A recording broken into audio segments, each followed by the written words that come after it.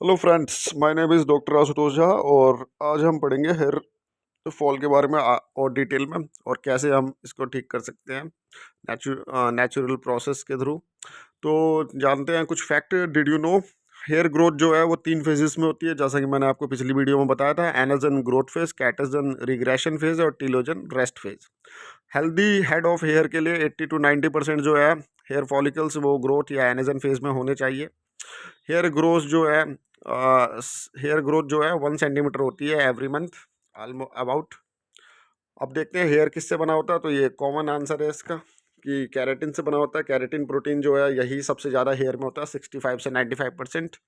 इसके अलावा और चीज़ें देखें तो मिनरल्स में zinc, iron, selenium, magnesium, calcium, aluminium, sulphur, copper and lead water, ये सब चीज़ें भी होती हैं मिनरल्स में हेयर के हेयर में। एंड लिपिड्स में देखा जाए तो सीबम जो प्रोड्यूस होता है सेबेसिस ग्लैंड से, वो सीबम लिपिड होता है। इसमें पिगमेंट्स में अगर देखा जाए तो मेलानिन, जैसा कि मैंने आपको पहले बताया था कि मेलानिन जो प्रोड्यूस होता है पैपिला में,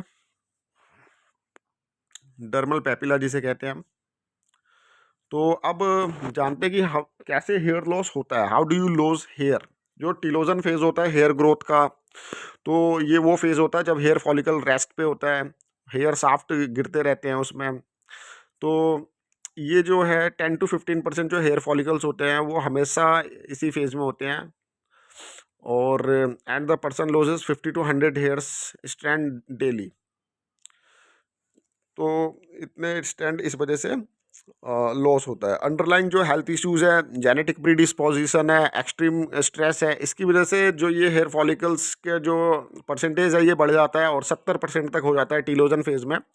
तो फिर उस टाइम पे जो पर्सन है उसमें ज़्यादा हेयर लॉस स्टार्ट हो जाता है।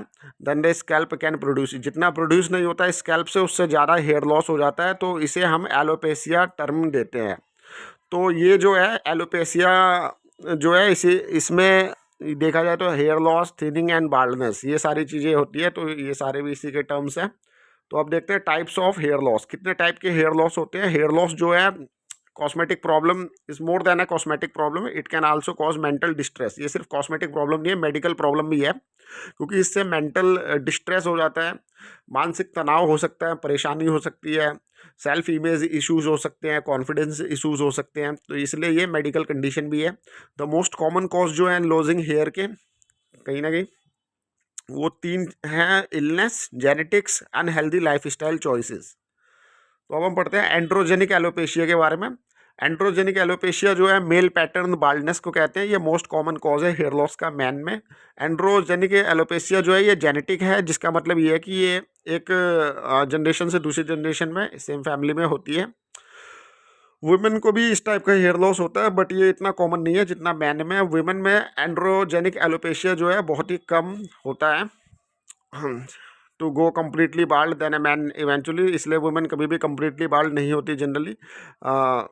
एंड्रोजेनिक एलोपेशिया जो है ये लिंक्ड है टू एंड्रोजन डाईहाइड्रोटेस्टोस्टेरोन DHT नाम के इस कंपाउंड से, जो बनता है जब टेस्टोस्टेरोन ब्रोकन डाउन होता है बॉडी के अंदर। When there is excessive DHT, जब बॉडी के अंदर DHT बहुत ज़्यादा होता है तो जो एनाजन या फिर ग्रोइंग फेज जो होता है हेयर फॉलिकल्स का वो बहुत ही शॉर्टर हो जाता है प्रोग्रेसिवली, और रेस्टिंग और टीलोजन फेज जो है वो लंबा होने लग जाता है। इसकी वजह से होता है क्या है कि जो रिडक्शन है हेयर डेंसिटी का और बाल्डनेस का वो होने लग जाता है। तो यहाँ पर आप डायग्राम में देख सकते हैं मेल पैटर्न बाल्डनेस।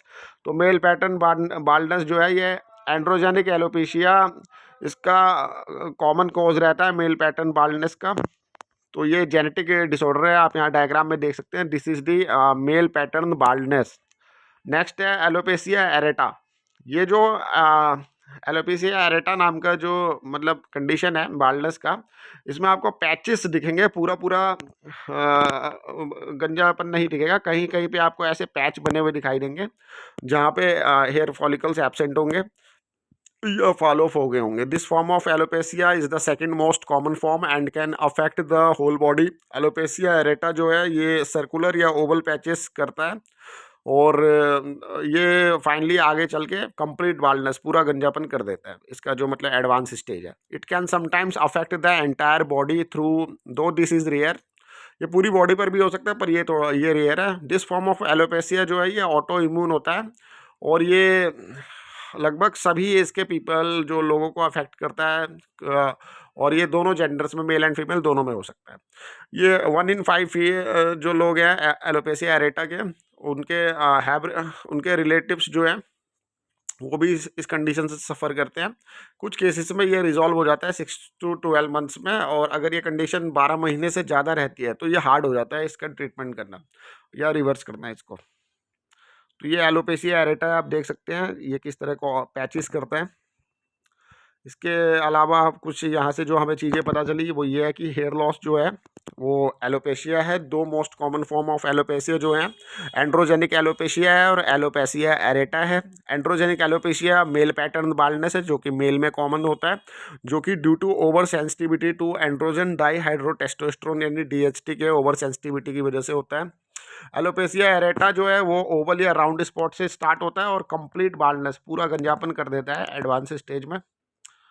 नेक्स्ट है स्कैरिंग एलोपेशिया और साइसेट्रिकल एलोपेशिया, ये सारे कुछ अदर एलोपेशियाज हैं। ये फॉर्म का जो एलोपेशिया है ये अंडरलाइंग स्किन डिजीज़ की वजह से होता है, या कुछ ऐसे कंडीशन जिसमें ऑटोइम्यून डिजीज़ की वजह से जो होता है, जैसे ल्यूपस, सीलियाक डिजीज़, सार्कोइडोसिस, इन सब की वजह से स्कैल्प जो है इन्फ्लेम हो जाता है। इसमें रेडिएशन थेरेपी भी एक कॉज है, या फिर स्कैल्प ट्रॉमा अगर कोई दूसरा हो। इनवोल्यूशनल एलोपेशिया अगर देखा जाए तो जैसे जैसे हम ग्रो करते हैं, मतलब एजिंग होती है, तो हेयर फॉलिकल्स जो टीलोजन है या रेस्टिंग फेज का जो हेयर फॉलिकल है वो ग्रोज होने लग जाते हैं ज़्यादा से ज़्यादा, और हम हेयर्स को लॉस करने लग जाते हैं। तो ये एक नेचुरल प्रोसेस है इन्वोल्यूशनल एलोपेशिया। टीलोजन इफ्लूवियम अगर देखा जाए तो ये कई हेयर फॉलिकल्स की वजह से होता है जो टीलोजन या रेस्टिंग फेज में चले जाते हैं सेम टाइम में। तो इससे ज़्यादा, बहुत ज़्यादा हेयर फॉल्स हो जाते हैं शॉर्ट पीरियड में। तो इस टाइप का जो हेयर लॉस है ये मोस्ट ऑफन ट्रिगर्ड होता है बाय स्ट्रेस, और जो पर्सन है उसको रिकवर करने में टाइम लगता है फिजिकली एंड मेंटली, जो है उनको रिकवरी में 6 या उससे ज़्यादा महीने लग सकते हैं। विटामिन डेफिशिएंसीज में अगर देखा जाए तो जब बॉडी में डेफिशिएंसी होती है न्यूट्रिएंट्स की, विटामिन्स की, मिनरल्स की, पर्टिकुलरली आयरन और जिंक की, तो फिर उससे हेयर लॉस की कंडीशन होती है, या फिर वो कंडीशन और वर्स हो जाती है। फंगल इन्फेक्शन अगर स्किन ऑफ स्कैल्प में है तो उससे भी हेयर लॉस होता है। ट्रॉमा अगर कोई फिजिकल ट्रॉमा है, जैसे सर्जरी है, कोई एक्सीडेंट है, तो उसकी वजह से भी हेयर फॉलिकल्स जो है वो डैमेज हो जाते हैं, जिसकी वजह से हेयर लॉस हो जाता है उस एरिया में। थायराइड इश्यूज़ में अगर देखा जाए तो दोनों हाइपोथायरॉयडिज्म एंड हाइपरथायरॉयडिज्म, इनकी वजह से हेयर लॉस होता है। तो जिन भी पेशेंट में थायराइड की प्रॉब्लम रहती है उनमें हेयर लॉस का इशू हो सकता है। हेयर लॉस जो है ये रिवर्स होता है जब थायराइड इम्बैलेंस को ट्रीट कर देते हैं हम। तो मेडिकेशन देखा जाए तो you can loss hair as a side effect of medications such as blood thinners, anti depressants, calcium channel blockers, beta blockers, vitamin A and chemotherapy drugs. तो इन सब दवाइयों के साइड इफेक्ट से भी हेयर लॉस होता है। Over styling, too much hair washing, जो लोग बहुत ज़्यादा हेयर वॉश करते हैं, ड्राई करते हैं, over use of styling tools, तो इन सब की वजह से भी हेयर फॉल होता है। इसके अलावा तो यहाँ से हमें ये सारी चीज़ें जो अगर इन नटसेल देखा जाए तो ये चीज़ें पता चली कि स्कैरिंग एलोपेशिया, साइसेट्रिकल एलोपेशिया जिसे कहते हैं, या cicatricial alopecia, involutional alopecia, telogen effluvium, vitamin deficiencies, fungal infections, trauma, thyroid issues, medication, over styling, ये सारे भी कुछ कॉमन है प्रॉब्लम्स है जिसकी वजह से हेयर फॉल हो सकता है। तो यहाँ पे ये चीज़ें क्लियर हुई। तो नेक्स्ट में वीडियो में हम जानेंगे कि हम कैसे इसको हेयर फॉल को ट्रीट कर सकते हैं नेचुरली। तो hope so if you like the video then please like, share and subscribe. Thanks.